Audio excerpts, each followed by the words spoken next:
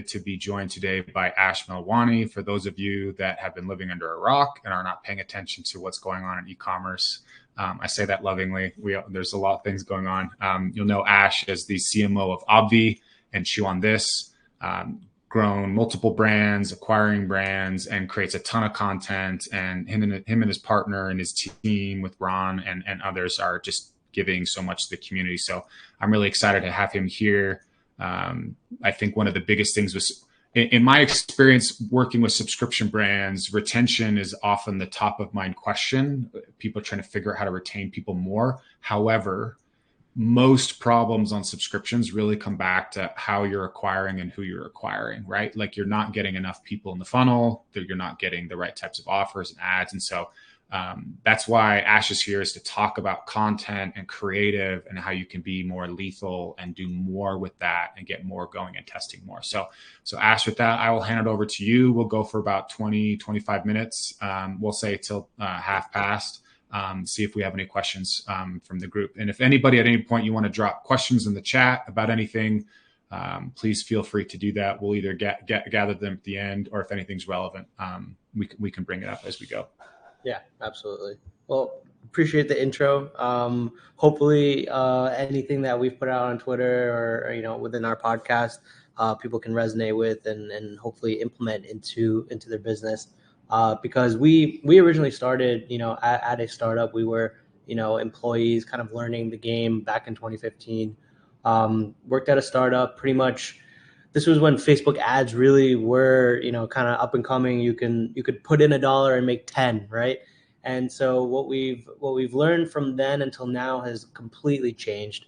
And if I must boldly say, I feel like what I've learned in the last 3 years really supersedes everything that I've learned prior to that, just based off of what this iOS update has forced marketers to become. And that is true marketers, right? Like I said before, you could toss something up on Facebook and expect to print some cash, but now it's beyond what happens in the ad account. It's more involved than that. It's actual marketing. So I want to talk today a little bit about how we pretty much assess our marketing efforts when it comes to paid, right? I can tell you about the mistakes that we've made in the past, and hopefully that can help kind of push people forward into how they should be thinking about things, right? So the way that I really think about this is, what is your end goal for the brand, right? For us, it's producing a positive contribution margin, right? I think the idea maybe a few years ago was, yeah, I can acquire customers, maybe rely on them to come back and shop again a few more times and kind of lean into this CAC to LTV ratio, right? But the truth of the matter is that with the economy and macro kind of headwinds that we're seeing, it's very tough to me to say, like, yeah, I can buy a customer today and analyze what happens 12 months down the line, right? We have no idea what's happening 12 months down the line, let alone trying to compete with these big companies that are modeling out 2 years, 3 years down the line, right? I think even now, like looking at a 3-month rate of LTV is still, a little iffy. So what I'm trying to get at is that going from a CAC to LTV model and pushing more of a CAC to AOV model, meaning your first order profitable, I think is super, super important, right? At least when you're starting off as a brand, if you don't have a very strong subscription either, sure, there's a lot of brands that can play into this model, but when you first start and you don't have a lot of cash to do it, contribution margin is everything. First order profitability is everything. And we've really shifted our mindset to accomplish this over the last few years, right? So I think when it comes down to it, I think there's 3 layers to everything, right? It's creative strategy, it's landing page optimization, and then inside of that is, offer testing and A/B testing headlines and copy and imagery, whatever it is. And then the last thing, and I think is the least important, which is still important, is how are you actually setting up your ad account? And this might ruffle some feathers, but I do believe that how you run your ads is maybe 10% of it now, the 90% of it is the other factors that I mentioned. So I definitely want to get into some things. Biggest thing that I would say is like creative diversity is probably the biggest issue that people have when running their ads, right? They might go and see something that's working for another brand. They might mimic it. They'll try and, run it. And that's like one style of an ad, right? You start seeing these different examples of ads on Twitter, LinkedIn, and you're like, okay, cool. I'll just make a bunch of these. That is the wrong way to think about it, right? UGC, people talked about UGC for the last couple of years. That is one style of creative, and it's not the end all for what should be going into your ad account, right? So the way that I think about creative diversity is broken up into two things. It's messaging and then the actual style of the creative. So let's talk about messaging first, right? I think there's 4 types of messaging, and these types of messaging hit different people in different stages of the audience, right? So you have your problem unaware, messaging, which is people who don't know that they have a problem, right? How do you message those people? So say, for example, our collagen is meant for, helping people achieve healthier hair, skin, and nails. Because as you grow older, collagen production depletes. But that's the problem that people don't know that they're having, is that their collagen levels are actually decreasing. So I can hit that group of audience with that specific messaging saying, hey, listen, as you grow older, this is what's actually going to happen. And so it kind of light bulb moment where it's like, oh, that explains why, I might be, losing hair. I might be seeing a little bit more wrinkles, et cetera, right? So people who are unaware of the problem, that is one massive audience. That's the majority of the broad audience that you want to target, right? So when you're thinking about creating ads, how do you introduce people to your industry, to what your product can solve? So that is one type of messaging, right? Then you have problem aware people, right? People are aware of their pain points or their problems, but they don't know what a solution is, right? So for example, I'm now about to turn 31. My hairline is starting to recede. I'm starting to feel it. My back is hurting. Everything, right? It's one of those things where I know I have a problem, but what is the right solution for me, right? Is it collagen? Is it minoxidil? Is it eating healthier? Whatever it is, I don't know what the solution is. So help me find out my solution, right? So the messaging around that is, how do you tackle the people that are dealing with this and still looking for a solution? So I'll give you a really good example of something that I bought recently. There's a new shampoo and conditioner company that just came out. They're called Flakes, right? Their hook on this ad was something I didn't know was a potential solution to my problem, right? They said, if you're starting to see a little bit of hair loss or a receding hairline, it may be because of dandruff. And I was like, oh, that's very interesting. I didn't know that fixing that was a solution to my other problem, right? And I have a little bit of dandruff. I'm sure everybody has a little something, but I was like, you know what? Cool. I know I have a problem. That could be a solution for it. So that type of messaging is going to hit the people that are like, you know what? I have this pain point. Let me solve it, right? So you're kind of going from wide open, from problem unaware to now problem aware, and then looking for a solution, right? Moving them down the funnel. Now the next messaging is solution aware, right? Now they're aware of, let's bring it back to collagen, is now they're aware that collagen is really good for hair, skin, nails. But which product do I buy, right? There's so many brands out there. There's so many cheap ones on Amazon. There's expensive ones on DTC websites. There's so many in the stores, Walmart, Vitamin Shop, wherever it is. How do I decide which one it is, right? So now solution aware is, all right, how do I compete against the behemoths, the Vital Proteins, the Dr. Axes of the world? How do I compare and stand out against them? That's your typical, us versus them concepts, that type of messaging. Why am I the best one? My formula is great. My flavor is great. This is where you brag a little bit, right? But that messaging is a little bit more targeted to people that are a little bit warm in the market, right? Then the last thing is product and brand aware. This is people who are aware of the brand. These are people that have been to your website. Now they're just looking for that, little bit to kind of push them over. And this is where a lot of people spend their time making these ads, is social proof ads, review ads, discount code ads, whatever it is. This is where a lot of people spend their time making creative just for these two bottom segments. And they're completely forgetting about the top half that's actually bringing eyeballs down to their brand, right? So when you are creating assets for your brand, I would literally have a quadrant of here's problem unaware, problem aware, solution aware, product and brand aware, and how do I fit as many creatives into each one? How do I make, hey, I know I need to test 20 creatives this week. How do I make 5 for each bucket? And ensures that I'm actually hitting every single person I possibly can to actually diversify my creative and actually bring in more eyeballs and scale my ad account. So messaging is super crucial here. I would literally go back today after this and literally jot down, here are the 4 areas I need to fill up. How do I fill them up? What's the messaging I need to fill those buckets up? So like I said, messaging is the biggest thing, right? Now getting into what does the actual ad look like, right? Obviously there's 2 styles of ads. There's static ads, there's video ads. For us, we've tested both, right? Last year we were heavy on video and we realized that we had a gap and we weren't utilizing static images. And so we started testing static images and we realized that that performed better for us. So now if you're a new brand or kind of figuring things out, or you're not seeing consistent results in your ad account, I would highly suggest, again, remember the 4 messaging groups that we have. How do I create static ads for each stage of that messaging? How do I make video ads for each stage of that messaging?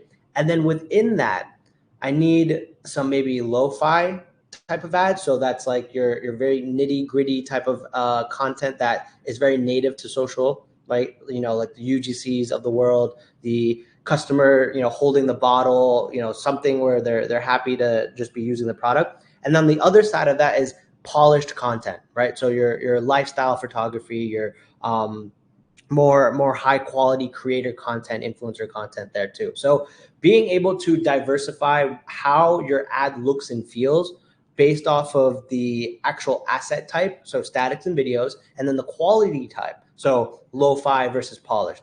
All, again, this is 4 different quadrants as well. So now you have static lo-fi, you have lo-fi videos, then you have high quality statics, and then high quality videos. So now you can create almost an infinite amount of creatives, making sure you fill up each bucket. And that's how you achieve creative diversity. That's how these big brands are winning, because they're not settling for just one type of image or one type of video or one style. They're creating multiple styles, because if you fill up a room of 100 people and ask them what's their reasoning for buying a product, every single person will give you a different answer. So everybody is different. So you have to put out engaging content, educational content, and different styles of content, because it will resonate with different people, right? If I put out one ad today, it's only going to resonate with one group of people. And what happens when that group of people see the same ad over and over and over and over again, right? High frequency, fatigue, and that's it. The ad is dead. That's why we see fatigue, because we're not expanding our reach at all by doing different creatives. So creative diversity, I don't want to keep beating at it, but diversify your creative with different messaging and different styles of the ads. And so those are the 4 buckets for each. And what I would do again is literally draw this out on a piece of paper and go through your ad account and be like, do I have this type of messaging in my ad account? Do I have this type of messaging? Do I have this style of creative in my ad account? Do I have this? And see where your gaps are and fill the gaps. So that's how I think about creative diversity. I don't know if we have. Ash, I'm curious, like, how do you scale up some of that content when you talk about filling the buckets, right? Because like, I know like a polished video takes months of planning, or can take a lot of time of planning and expense, as opposed to say like lo-fi static, I could like go download images off the internet right now and use those. Like, do you have a particular focus on them? Like, because these are easier to do, we do lots more of these, or any tips or ideas about how to scale up to fill the bucket faster? Yeah, absolutely. So there are definitely going to be creatives that are a lot easier to achieve, and it depends on the stage of the brand too, right? What I would say is what's not difficult or brand size related at all is the types of messaging, right? So I would prioritize types of messaging first, right? Then if you can, at a certain level, obviously whatever is available to you in terms of resources, right? I would 100% tell a brand that's just starting from the beginning to start with static ads and make sure that you can get a little bit of both of the lo-fi, right? So like taking a picture, I'm going to hold the bottle and that's it. Send it out to customers, have customers send in pictures of themselves, right? Then your lifestyle photography is maybe taking that 4K camera, shooting some content, making it look a little bit more cleaner, because that type of content is going to stand out on social media because it is more polished versus the content that's a little bit more native to it, right? So I would say video, yes, the high production quality videos are tougher to get. They're more expensive. So that is something where, maybe if you do have a gap, it's not necessary that you fill. I think when you scale up, at some point, it's something to test, because by the time you've scaled up, you've probably filled all those other 3 gaps, right? And now you're missing this one gap that you haven't tested. That's probably another level of unlock when you're at a certain scale, right? But for brands that are probably a little bit more on the smaller end, maybe 6 to 7 figures, the other buckets are a little bit more easier to attain. And like I said, you'll find whether or not these assets actually hit for your ad account. For us, static ads have outperformed video every single time. So I've kind of stopped wasting my time producing videos. And so you'll get to that point, but to get to that point is you need to test everything first. Yeah, I remember that ad you posted about last year where it was like just the Obvi bottle sitting there and the sticky note. Yes. Just like Yeah, it crushes. I mean, that's like, shout out to Barry Hott, right? Make ugly ads. And I think that was one thing I told one of the customer service girls to take the bottle, take a sticky note, write this, and this on it, and go to the cafeteria and just take a picture. And like that ad, like just crushed because it looks native, it looks nitty gritty, it's raw. People don't immediately sniff out that's an ad. And that's what your goal is, right? People will realize something is an ad maybe immediately, maybe within 3 seconds, maybe within 10 seconds, right? If you can kind of delay that a little bit, and that's what's going to keep somebody from scrolling on. So yeah, that's kind of the way that I've been thinking about it. Okay, cool. Do you have anything else you kind of want to go into or share, or should we see if yeah, there's some examples of some ads that I would like to share. So I can actually share, right? Yep. Perfect. So let me see if I can do this.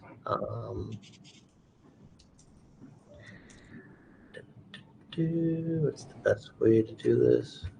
There's a little picture of the screen next to the. Yeah, I don't want to you know what? This is fine. We'll just show the Okay, cool. So hopefully this is a little easy to read here, right?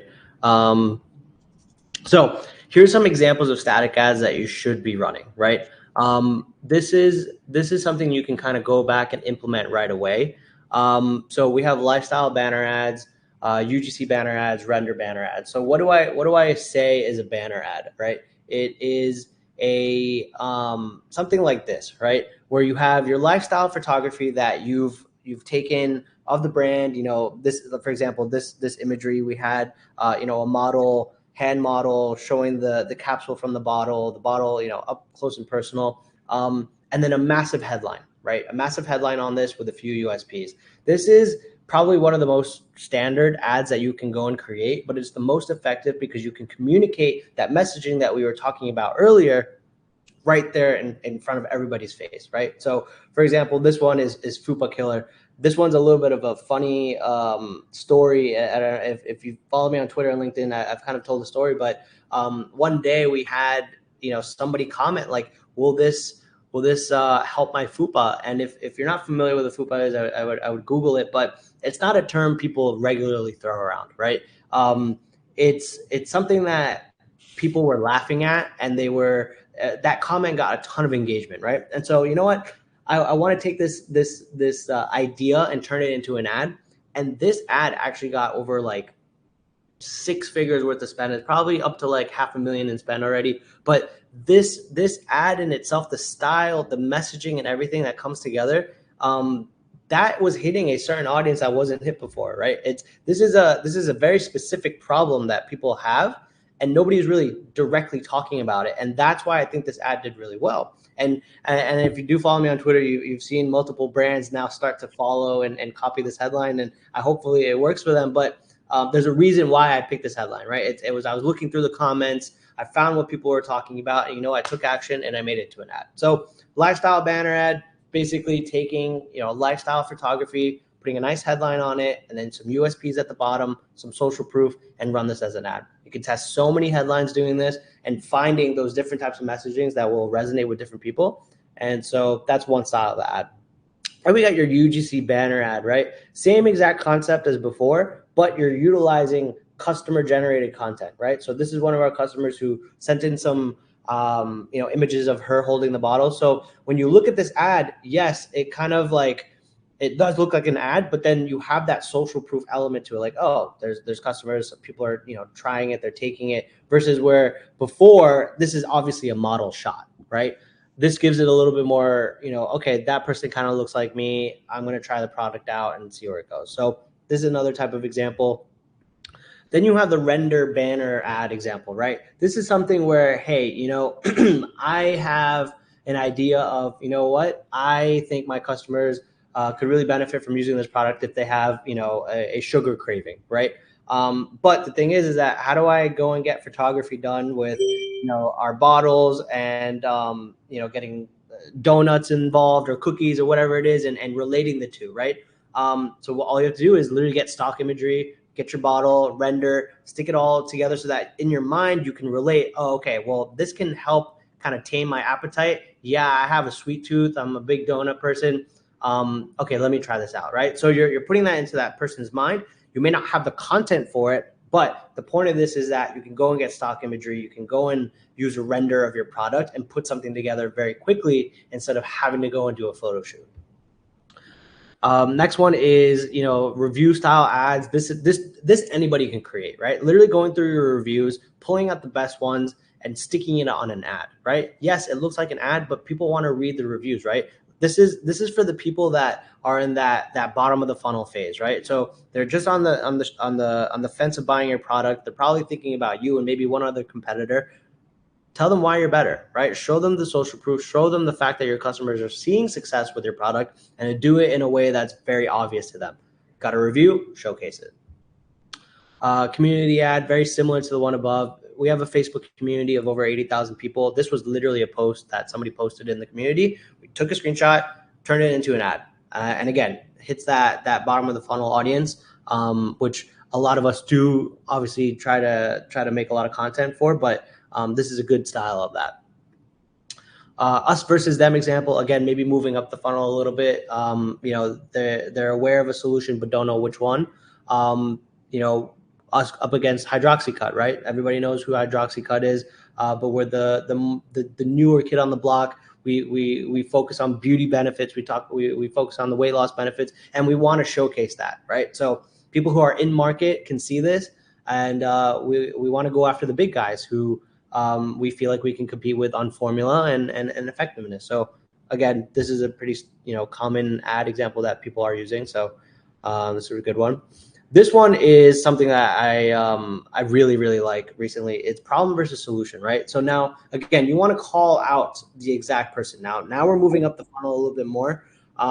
There are people who realize they have a problem, but they don't know the solution, right? This is the exact messaging and style to talk to those people, right? So you literally list out certain problems that somebody has where your product is the solution. So for example, I wouldn't say a lot of our customers, but a good handful of customers undergo PCOS. They have PCOS issues, which leads to weight gain, hormonal imbalances, low energy, right? So if you're suffering from these problems, here is a potential solution, and it's our product because we help with weight loss, we help with energy, and overall, it's a very general solution to the problem. So you're directly calling out that potential customer, and hey, this is a solution. So this is one of our top performing ads.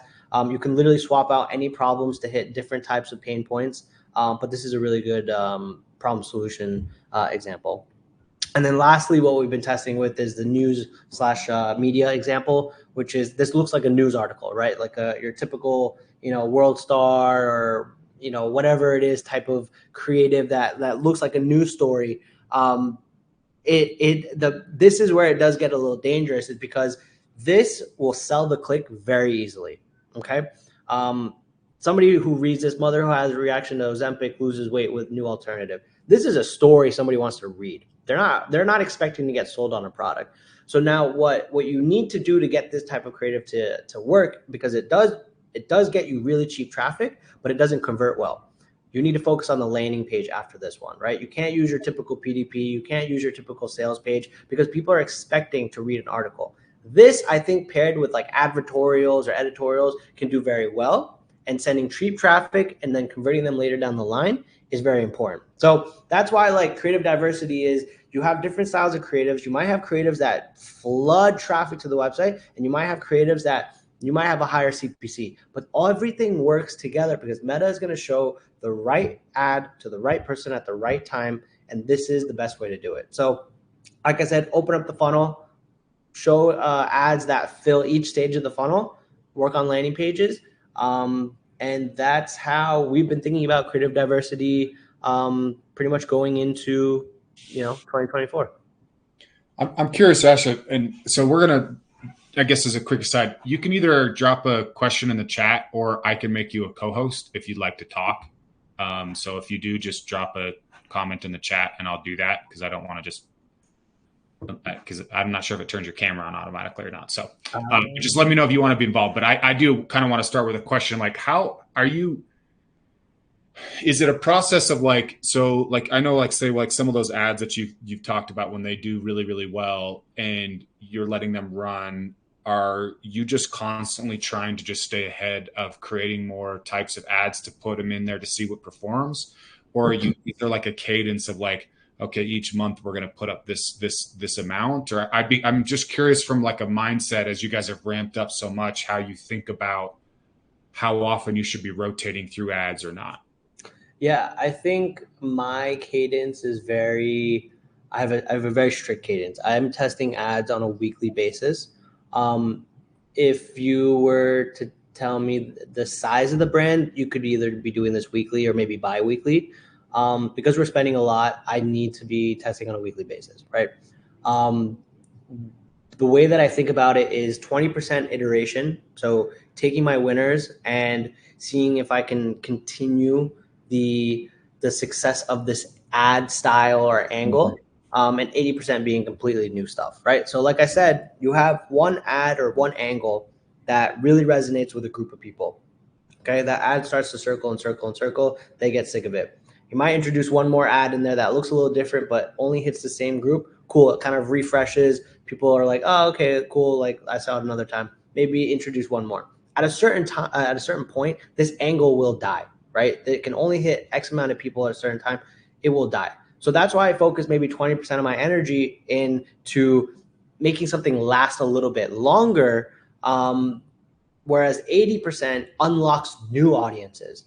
And then whatever wins from there, I will iterate and provide, additional winning ads for that. But yeah, I think people do the opposite, where they find a winner and they try to double down on it constantly. Like, oh, this one in the past, I'm sure it's going to win again, but that's not the case, which is why you need to continuously hit different angles of people. And here's the thing, Meta will always go for the lowest hanging fruit. They want to produce a return for you so that you spend more money on them, right? Mm-hmm. They're going to go after the same people. Now, if you're showing the same ad to the same people over and over and over again, you're gonna fatigue. So that's the way that I think about it. 20-80 split, iterating versus new concepts. Manuel asked if you'd be willing to share a link to the slides, since they have all those great examples in them. Absolutely, will do. I'll send it to you after, and then you can, I guess. Absolutely, yeah. I can email it to everybody. Perfect. Cool. Other questions? Let me know, guys. Happy to chat about anything and everything. And again, if you want to talk, I can make you a co-host or whatever, and you can join the discussion. So last time it took a little bit for people to warm up to want to be talking about things. You gave me some ideas on, so like from the service side, right? Like I normally think about video being more compelling, but actually you gave me some interesting ideas on some static ads too. That would be interesting to try. Just talking about subscriptions and stuff. I really like that problem solution one you were showing. Obviously, the reviews one. I think that's often not thought about in the service industry, right? Or software, where you're showing more like product or feature set stuff. Yeah. I'm curious, in the ad account, are you changing depending on where somebody is in the funnel, like how they're being targeted? Like, are you using like solution aware stuff to be like retargeting ads, or is it still just kind of like you're letting a lot of it, like Meta, figure that out for you? Yeah. So I've been leaning into just letting Meta do its thing. I've moved away from um, setting up different campaigns or ad sets based off of different stages of the funnel, right? So before, if you ask any media buyer, the way that they set up their ad account was top of funnel campaign, middle of the funnel campaign, bottom of the funnel campaign. Mhm. Now it's go broad, right? And just make the creative do the targeting for you, which is why I really harp on this idea of creative diversity, because you fill the ad account with the right ads with the right messaging to hit any stage of the funnel and let Meta figure it out. So that's kind of the way that I think about it. Literally toss a bunch of ads into the ad account, let Meta figure it out. It'll show, like I have to trust the algorithm to a certain degree, right? Of let Meta show the right ad to the right person at the right time. Absolutely. Okay, so yeah, we have quite a few questions coming in now. Nice. And Uh, see, so from Jeff, yeah, if you see him, you can go ahead and start yeah, answering. Very much. absolutely. So, Jeff, are there any formats or headlines that have bombed consistently? Really good question. So, the headlines that have bombed recently, and not recently, but this is more so like over months and maybe years, is the headlines that every single competitor is using. Okay. There's a reason why we do these like different styles of headlines where it's like the FUPA killer or erase the rolls or whatever it is. Yeah, I could say lose weight. Everybody's saying lose weight, right? How am I going to stand out? How do I say the same thing different from everybody else? So I would do some competitor research, see what competitors are saying, note that down, and avoid repeating it, right? Try and find a headline or an angle that somebody's not saying, because that's going to allow you to stand out, right? I talk about this all the time where when I was in the mushroom coffee funnel, every single mushroom coffee ad looked the same and said the same thing. So now I don't know how to differentiate which brand I'm going to go with. How do I know which one's better, right? And so it becomes this banner blind list. And if somebody had come to me and said something crazy, yeah, I'm going to scroll stop, right? So that's the way that I think about it is stay away from very generic headlines and go like think outside the box. And Do you as do you cliche as that sounds, but it works do you pull stuff out of reviews then, or like post purchase survey comments to like all try the to time. inspire them? Okay. All the time. Yeah. I mean, post-purchase surveys is a big unlock, making sure that your questions are formulated in a way that will draw out enough information, because yeah, there's going to be people who just put, yeah, like I have hair loss. Yeah, I want to lose weight. I want the story. I Yeah. want the like I I want to started know losing my why. hair when I was 16 and decided I was gonna. Yeah, yeah, yeah. You want I that want big. that. Yeah. So create the questions that get that out. And then reviews. Obviously, reviews are great. And then we have our community, so people are talking about it all the time. And your ad comments is a gold mine as well. You know, that's where we found the FUPA angle. And like I said, that had like almost 500,000 in ad spend backed by it. And that wasn't an idea I came up with. It was a comment I saw. Wow. Um, Cool. Is there any advice you would give business owners just starting to implement ads in their business in terms of what to test, how to approach things, in terms of ad type, sets, campaigns? Okay. Real quick, what I would do here is it depends on your budget. Okay. This is a little bit more of media buying tactics, but typically you need to get 50 conversions for every 7 days to get out of the learning phase and get enough data, right? If let's say you take your target CPA, multiply that by 50, divided by 7. That is your ideal daily budget. Okay. If you cannot afford that daily budget yet, I think you need to start somewhere else, right? I don't think Meta is at the place where You can put in money and get money back right away. It's going to take time. It's going to take learning and data and money spent. Okay. Now, sometimes this calculation is, hey, I got a $75 CPA. That's a $500 a day daily budget. Can you afford to lose $3,500 over a week to learn something? If the answer is no, then you need to move and do something else that costs less, right? For $3,500, you can go and send a bunch of influencers a bunch of packages and care packages that will, one, get you reach and visibility and get you content, right? So for $3,500, I'm sending my, let's say my cost of goods is $10, my shipping is $10. Let's call that 3,500 divided by 20. I'm sending 175 packages out for the same budget that I was going to waste on Meta. I can get back 150 pieces of content that I can now go and implement into my ad account. I'm getting reach from 150 influencers. So yeah, there's some nuances on seeding an influencer and getting, organic going. But if you can't afford to lose that 3,500 flat, at least get some content out of it, at least get some visibility out of it, and spend that 3,500 a little bit more wisely before you start diving into ads. New trendy ad. What's actually interesting? We were walking in the city yesterday, and New York Transit bus stop was using the iPhone Notes concept as an ad. And I was like, that's crazy. So whoever is running their marketing, good on them. But again, I think the more something becomes trending, the less effective it becomes. Like the sticky note ads, everybody started doing sticky note ads.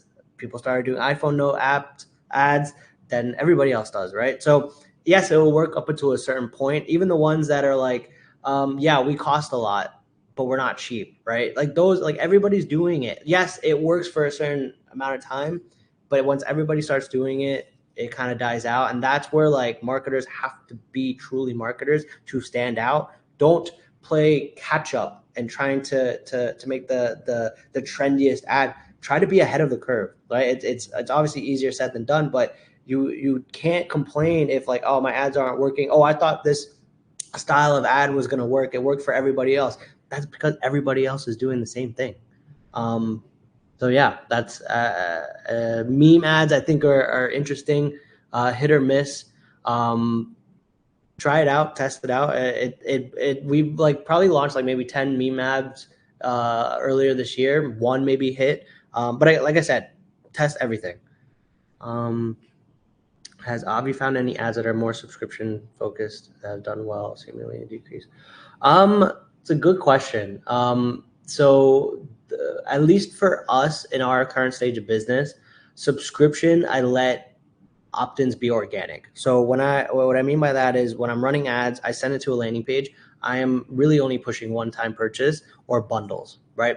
Essentially what I want to happen is I need an AOV high enough to afford a CAC low enough to be profitable on the first order. Now, if I go and send people to a landing page and only offer a subscription, my CAC is going to go up. My conversion rate is going to go up. I'm not profitable on the first order. So the way that I see this is that let me send a bunch of traffic to a landing page that I know will convert. I know will bring me first order profitability. The people that are now thinking about it and they're like, you know what, I want to go back, look for the brand later. They search on Google the brand. They go to the product page. On the product page, I sell people on subscription pretty heavily, right? You save 15%. You get free shipping every single month. You can cancel anytime, free gifts, everything. That's where I get people to enter the subscription. But when I'm spending a lot of money on Meta, I want to make sure that I can be first order profitable. And I know that I can't make subscription on the first order work until I get people into that consideration phase and let those people opt in, right? People come in, they buy the product. If somebody buys a 1 month supply, yeah, they like it. Let me get them into a subscription. But if I've now sold somebody on a 3 month supply or 6 month supply, that's basically me pulling 6 months of subscription revenue forward. So that's the way that I think about that. But no, to answer your question, I haven't found certain ads kind of decrease churn rate. I do have to maybe do a little bit more analysis on that, but I think the ads that are a little bit more upfront about results and, instead of saying, oh, lose weight in 24 hours versus lose weight in 90 days, the customers that come in on those two ads are going to be way different, right? You have somebody that comes in expecting results overnight. Then you have the person coming in saying, all right, you know what, it's going to take 90 days. Let me try it for the 90 days. So I think change messaging around that. And I would bet, you know, money that those two different customers coming on two different messagings would be different. Do you guys invest then in like email marketing on the back end to try to get people that have made the one-time purchases to make them aware of like subscription benefits and things like that? Yeah, absolutely. I think email marketing in this day and age is you really have to segment out all of your buyers. For example, like I said, on our landing page, we have a 1 month supply, a 3 month supply, and a 6 month supply for the same product, right? Each three of those different types of customers are getting different flows. We're talking to them way differently, whereas brands would probably bucket them and talk to them in the same way. The people that buy a 1 month supply, 100%, I'm trying to get them on subscription, or I'm trying to get them to buy more. 3 month supply, I'm trying to educate them for the next 90 days to make sure that they're staying consistent with the product. Then day 90, get them to buy more, and then same thing with the 6 month. That's smart. Do you have a landing page example you could share? I've seen the product page examples, of course. In fact, I've highlighted some of the way you've done the design because I really like it. But yeah, landing page. Let me actually pull one up and I'll walk you through one of our top performers. All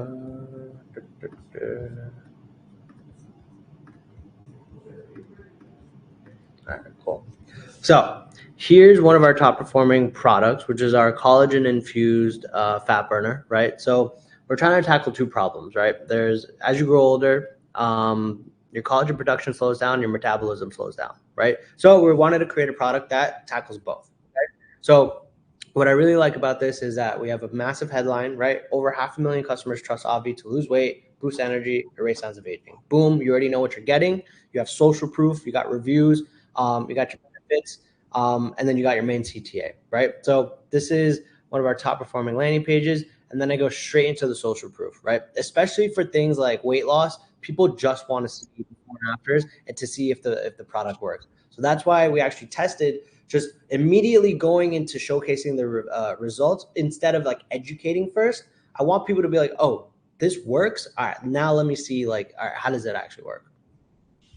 A little bit of social proof, right? We sent out a survey. We got real stats from customers. This, I think, is an element of a landing page that everybody should have on their website. Literally get a survey done from your customers and take that data and put it on your landing pages.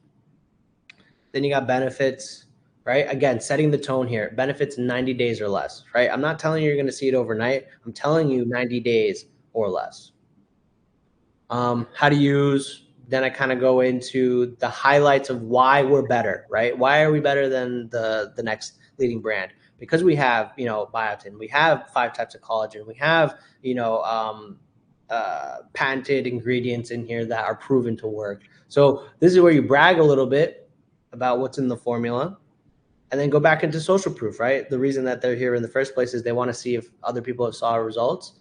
And then we also talk a little bit about our community, which is a little bit of a more value add, right? That not all of the other competitors have, which is a you know, Facebook community that you can join for accountability, recipes, tips, whatever it is. So we want to showcase that you have access after you purchase. And then a big call out around, you know, our money back guarantee. Again, right? We recommend taking this for 90 days. We're setting the standard. And consistency is key. And then again, some more social proof, because this is, you can't have enough social proof. Our money back guarantee, and then boom, the offer. So pretty straightforward. If anybody wants to check this out, it's myobvi.com/burn. So if you want to kind of review it, but this was a top performer for us before this product actually ended up in Walmart. No, that's awesome. It's so funny. I was actually trying to explain to somebody earlier, one of my clients last week, about how you can position the amounts.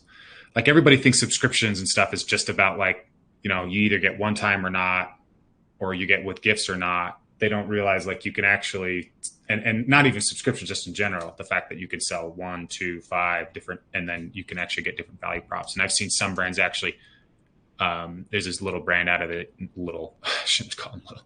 They're already doing like $1 million a month in revenue. They're doing where they're getting that like 2 month supply or 3 month supply option, first order profitable on a subscription. And so that's like, now they're like pivoting everything to that as a solution, instead of like running all the, like trying to get people to opt into the 1 month because it's cheaper, or the 6 month because they can get a higher AOV. The 3 month is actually like, the most profitable option. And actually it's, first order profitable. So, I mean, I think that's pretty rare to find, but like your method and approach, I think is a great way to go at it. Yeah, absolutely. Are there any other questions from everybody? If you don't already know, you can find Ash on Twitter, on LinkedIn. They have a newsletter and podcast, Chew on This. Do a ton of like dinners, founder dinners. For those of you who know, I'm in Salt Lake City. They're actually going to be coming out to the Accelerate conference in May next month. I'm going to be doing it. Do you guys know who you're interviewing yet? Not yet. Not yet. But you're doing the podcast live. Is that right? I think so. Cool. Yeah. And then, anyway, so please feel free to connect with him, follow him. Him and Ron are constantly sharing like under the hood, everything that's going on. I mean, like you mentioned, getting into Walmart, Ron's been sharing about like, the good and the bad of how that's gone. So I highly recommend giving them a follow, because they just have a ton of information that can be really, really helpful. But so without any more questions, Ash, I want to say thanks for joining, man. It was awesome. You shared so much. I really appreciate it. Of course. Thank you for having me. Absolutely. And we'll have the recording will be available. If you come back to this link, it'll be available as one of the comments. And then in a couple of weeks, we're going to be getting into subscription offers. So like talking about different things you can test on product pages. It is, like Ash said, really, really hard to get first order profitability on subscriptions. I think a lot of times the best use case is actually break even if you can make that happen. But there are definitely some stuff you can do to make the subscription offer more compelling, more profitable for you, whether you're doing prepaid, different frequency options. So we'll be going over that in a couple of weeks. And again, thanks everybody for coming on. There you go. Thank you. Thanks, everybody.